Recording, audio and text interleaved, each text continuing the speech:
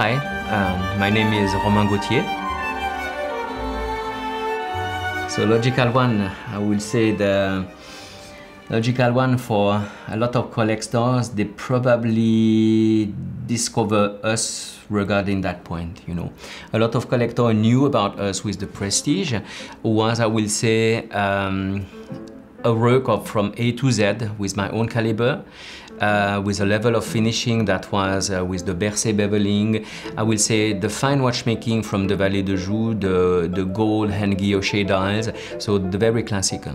And I knew that back to that time, I will say, I remember the collectors, the journalists, even the retailers that we were working for were probably thinking about, well, Romain did not that bad on the first caliber, but what next? And I knew about that. And I said to myself, Romain, you really need to push yourself on every side. It could be in terms of design, in terms of creativity, and also in terms of complication. Because the first caliber that I've done is the simplest in the world, you know, HM, so hour minute, and HMS. So I place a lot of pressure on myself to say that you need to come with something that collectors will be excited and to show you creativity on every side. And came, I will say, my interest about the constant torque.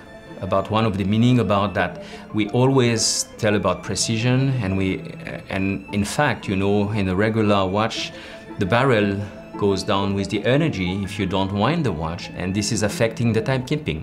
And I was thinking about how could we always talk about precision without to be constant.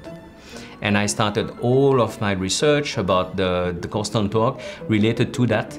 And I can say to you, I remember one day I went to see Philippe Dufour, and we are friends, and he said to me, Romain, the complication is really nice, the constant torque, but be careful that maybe if you place these things under the watch, under the dial, that people will not see, it will be maybe complicated with the chain.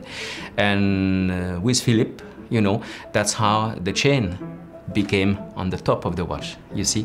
And for sure, the collector started really to appreciate the chain, the ruby links on the chain, and the engineering plays with, I will say, the design. My vision was, Romain, you appreciate classical watches because you're born in the Vallée de Joux, and it's, you know, the essence of the fine watchmaking there. But you also appreciate modern things. So how to combine everything in one.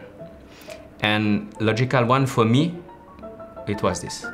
It was the piece who combined modern, classical, and for sure with a level of beveling and the craftsmanship that was pushing higher, I would say, our capacity. When I started to think about the logical one and the principle, I clearly understood and I clearly saw that this complication is great mechanically because it starts from the barrel to transmit the energy constant in the entire gear train.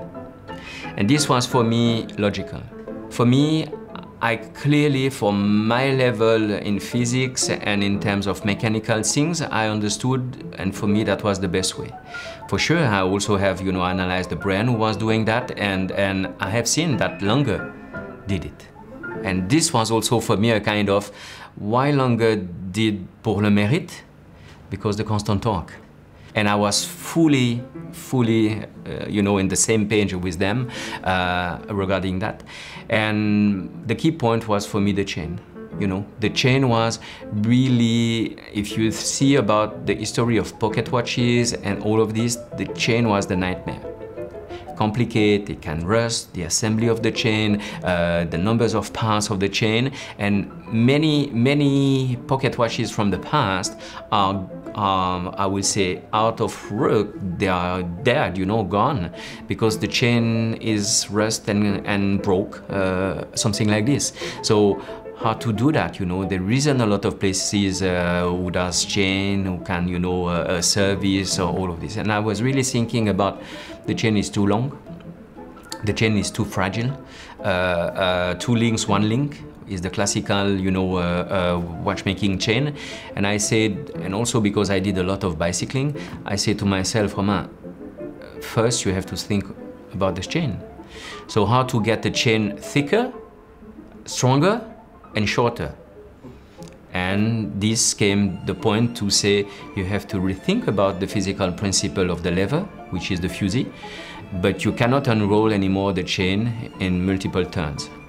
And this is how, in a way, came the snail cam.